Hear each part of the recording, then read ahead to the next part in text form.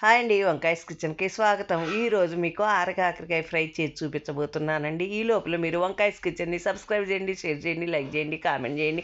అలాగే పక్కనే ఉన్న గంట కొట్టండి. ఈ ఆరకాకరకాయలు మనం శుభ్రంగా కడుక్కొని ముక్కలుగా కొంచెం పెద్ద ముక్కలుగానే కోయాలి. కోసి పక్కన పెట్టుకోవాలి. ఆ తర్వాత మూకిట్లో నూనె వేసుకొని ఈ ఆరకాకరకాయ ముక్కలన్నీ కూడా వేసి కొద్దిగా ఉప్పు వేసి కలిపి మూత పెట్టాలన్నమాట. ఎప్పుడైనా మన సీజన్ వారీ వచ్చేటువంటి కూరలను కానీ పండ్లను కానీ ఎప్పటికప్పుడు తినాలి అనమాట. అలాగే ఈ ఆరకాకరకాయలను కూడా మనం కూరగా చేసుకున్నాం, అలాగే బజ్జీ కూడా చేసి చూపించాను. ఇప్పుడు ఫ్రై అనమాట. ఇలాగ వేసుకున్న మూకిడిలో మనం ఏం చేయాలి, 2-3 సార్లు మూత తీసి కలిపి అలాగా ఉంచుకోవాలన్నమాట.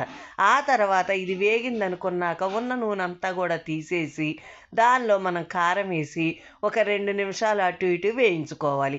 ఇలా మూత పెట్టి వేయించడం వల్ల కరకరలాడుతుంది, అలాగే కొద్దిగా మెత్తగా కూడా ఉంటుంది.